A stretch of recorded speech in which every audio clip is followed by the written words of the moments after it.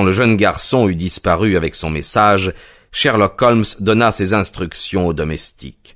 Si un visiteur se présentait et demandait à voir M. Hilton Cubitt, aucune information ne devait lui être fournie quant à son état, mais il devait être immédiatement introduit au salon. Il insista sur ces points avec la plus grande gravité et nous invita finalement à le suivre au salon, nous disant que l'affaire à présent n'était plus entre nos mains et que nous devions passer le temps au mieux en attendant de voir ce qu'il nous réservait.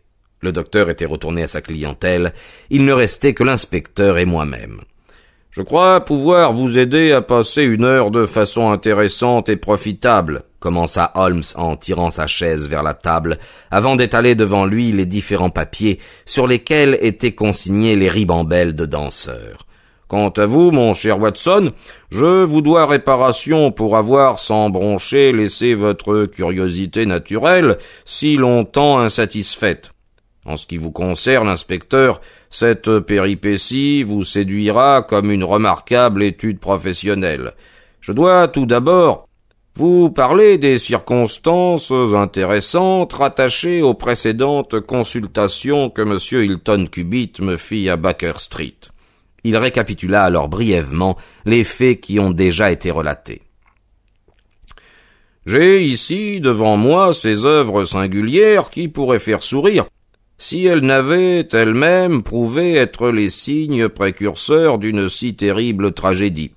Je connais parfaitement toutes sortes d'alphabets secrets, et je suis moi-même l'auteur d'une insignifiante monographie sur le sujet, dans laquelle j'analyse 160 codes distincts, mais j'avoue que celui-ci m'est entièrement étranger. Le but de ceux qui ont inventé ce système est apparemment de dissimuler que ces caractères délivrent un message tout en donnant l'impression qu'ils ne sont que de hasardeux dessins d'enfants. Après avoir toutefois admis que les symboles représentaient des lettres et appliqué les lettres qui nous guident dans toute forme d'alphabet secret, la solution était assez simple.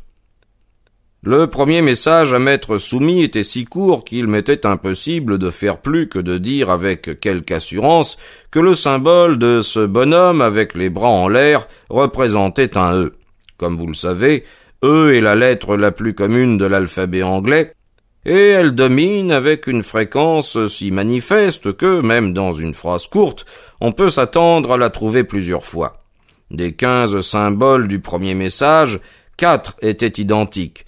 Il était donc raisonnable de l'identifier comme le E. Il est vrai que dans quelques cas, la silhouette portait un drapeau, et en d'autres non, mais il était probable à la façon dont les drapeaux étaient répartis qu'il servait à couper la phrase en mots. J'ai admis cela comme hypothèse de travail, et j'ai considéré que le E était représenté par ce bonhomme. C'est ici qu'intervient la véritable difficulté de l'affaire. L'ordre des lettres anglaises après le E n'est pas très bien marqué, et la prépondérance que l'on peut démontrer sur un texte moyen peut être inversée dans une seule phrase courte. Approximativement, T, A, O, I, N, S, H, R, D et L est l'ordre numérique d'apparition des lettres, mais Ta, A, O et I sont presque au même rang, et il serait parfaitement vain d'essayer chaque combinaison jusqu'à l'obtention d'un résultat significatif. J'ai donc attendu du matériel nouveau. Au cours de notre seconde entrevue, M. Hilton Cubitt fut en mesure de m'apporter 2 autres phrases brèves et un message qui semblait, étant donné l'absence de drapeau, n'être qu'un seul mot. Voici les symboles. Dans le mot seul, j'avais déjà 2 E, en 2e et 4e position, dans un mot de 5 lettres. Cela pouvait être sévère, en français coupé, lever, en français levier, ou never, en français jamais. Qu'il s'agisse d'une réponse à une demande est de loin le plus probable, nous ne pouvons pas en douter. Les circonstances le désignaient par ailleurs comme une réponse écrite par la femme. Partant de ce postulat, nous sommes à présent en mesure de dire que les 3 symboles que vous voyez représentent respectivement les lettres N, V et R. J'avais encore des difficultés considérables à résoudre, mais une réflexion heureuse me mit en possession de plusieurs autres lettres. Je me suis dit que si ces appels émanaient, comme je le supposais, d'une personne proche de la jeune femme dans le passé, une combinaison qui contenait deux E avec 3 lettres d'intervalle pouvait très bien signifier Elsie. Je me suis dit que si ces appels émanaient, comme je le supposais, d'une personne proche de la jeune femme dans le passé, une combinaison qui contenait deux E avec 3 lettres d'intervalle pouvait très bien signifier Elsie. À l'examen, je découvrais qu'une telle combinaison constituait la fin du message répété à 3 reprises. C'était certainement un appel à Elsie. Dans ce cas, j'avais mes L, S et I. Mais de quel genre d'appel pouvait-il s'agir? Il n'y avait que 4 lettres dans le mot qui précédait Elsie, et il se terminait par un E. Il s'agissait sûrement du mot comme, en français vient.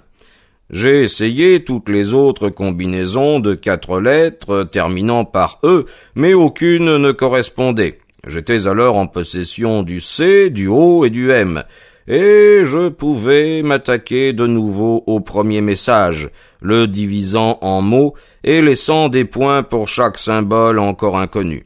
Traité de cette façon, il apparut ainsi. .m.ere.E. SL.NE. La première lettre ne peut être qu'un A. Une découverte des plus utiles, puisqu'il apparaît rien de moins qu'à 3 reprises dans cette courte phrase. Le H est aussi évident dans le second mot, ce qui nous donne AM, HERE, A.E, SLANE. Ou encore, remplissant les vides manifestes, Am, Ir, Hab, Slane. En français, suis-là, Hab, Slane. J'avais à présent tant de lettres que je pouvais passer avec une considérable assurance au second message, qui se déchiffrait ainsi. A.ELRI.ES. Ici, je ne pouvais donner de sens qu'en ajoutant T et G aux lettres manquantes et supposer que le nom était celui de la maison ou de l'auberge où l'auteur était descendu. Ce qui donne le message suivant, at Elrige, soit en français chez Elrige. L'inspecteur Martin et moi-même avions écouté avec le plus grand intérêt le récit clair et détaillé des méthodes employées par mon ami et dont le résultat avait conduit à la maîtrise si totale de nos problèmes. « Et qu'avez-vous fait alors, monsieur ?» s'enquit l'inspecteur. « Bien, j'avais toutes les raisons de penser que cet Ab Slane était américain, parce que Ab est un diminutif américain, et que c'était une lettre d'Amérique qui avait déclenché toute l'affaire. J'avais également toutes les raisons de croire qu'il y avait quelques secrets criminels dans l'histoire, les allusions de la jeune femme à son passé, et son refus de mettre son mari dans la confidence. Ces 2 éléments allaient dans ce sens. C'est pourquoi j'ai passé un câble à mon ami Wilson Hargrave de la police de New York, qui a plus d'une fois eu recours à mes connaissances sur la criminalité londonienne. Je lui demandai si le nom de Ab Slane lui était connu. Voici sa réponse. Le plus dangereux filou de Chicago. Le soir où je recevais cette réponse, Hilton Cubitt m'envoyait le dernier message de Slane. En lettres connues, il donnait ceci. Elsie.re.ARE.TOMEET-THYGO, soit le message Elsie, prépare to meet the good. Soit en français, Elsie, prépare-toi à rencontrer ton créateur.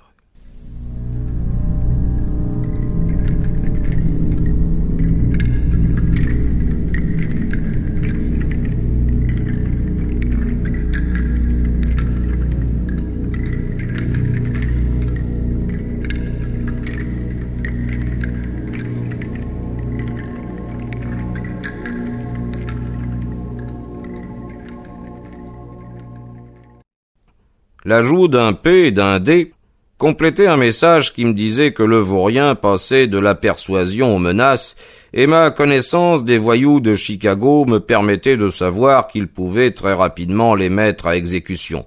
Je suis immédiatement venu à Norfolk en compagnie de mon ami et collègue, le docteur Watson, mais malheureusement seulement à temps pour découvrir que le pire était déjà survenu.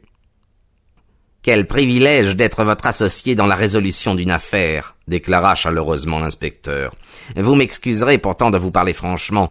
Vous n'avez de compte à rendre à personne d'autre que vous, mais je dois répondre à mes supérieurs.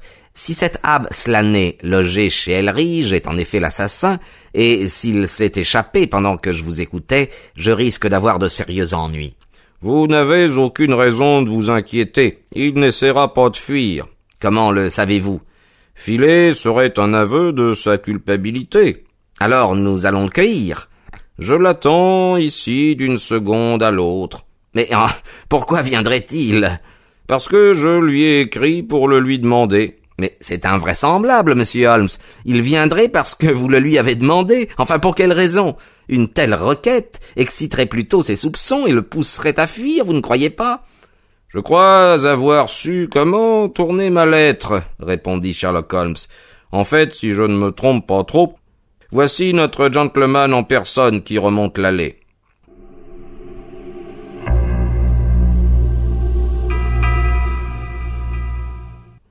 Un homme progressait à grandes enjambées sur le chemin qui conduisait à la porte. Il était grand, élégant, du genre basané, vêtu d'un costume de flanelle grise, portant un panama, une barbe noire et drue, ainsi qu'un remarquable nez crochu et une canne qu'il brandissait en marchant. Il franchit le chemin d'une démarche assurée, comme si l'endroit lui appartenait, et nous entendîmes son coup de sonnette vigoureux et ferme. « Je crois, messieurs, fit Holmes tranquillement, que nous ferions mieux de prendre nos positions derrière la porte. Nous ne devons négliger aucune précaution avec un homme de cette espèce. Vous allez avoir besoin de vos menottes, inspecteur. Je me charge de la conversation. » Nous attendîmes une minute en silence, une de ces minutes qu'on n'oublie jamais. Puis la porte s'ouvrit et l'homme pénétra dans la pièce. En une seconde, Holmes lui appliquait une arme sur la tempe et Martin lui glissait les menottes au poignet. Tout fut exécuté avec une telle rapidité et une telle adresse que l'homme se trouva vaincu avant de comprendre qu'il était attaqué. Une paire d'yeux noirs flamboyants et furieux nous dévisagea à tour de rôle, puis il éclata d'un rire cinglant. « Eh bien, messieurs, vous avez l'avantage cette fois. On dirait bien que j'ai fait une mauvaise rencontre, mais je suis venu ici en réponse à une lettre de Madame Hilton Cubitt. Ne me dites pas qu'elle a quelque chose à voir avec ça. Ne me dites pas qu'elle a participé à la mise en place de ce traquenard. » Madame Hilton Cubitt a été sérieusement blessée. Elle est à l'article de la mort. L'homme laissa échapper un cri rauque de souffrance qui résonna dans la maison. « Vous dites n'importe quoi !» s'exclama-t-il violemment. « C'est lui qui a été touché, pas elle. Qui aurait voulu faire du mal à la petite Elsie? Je l'ai peut-être terrorisée, Dieu me pardonne, mais jamais je n'aurais touché un cheveu de sa si jolie tête. Retirez ce que vous venez de dire. Dites-moi qu'elle n'est pas blessée. » « Elle a été trouvée grièvement blessée à côté de la dépouille de son mari. » Il s'écroula sur le canapé avec un profond gémissement et se mit la tête entre ses mains menottées.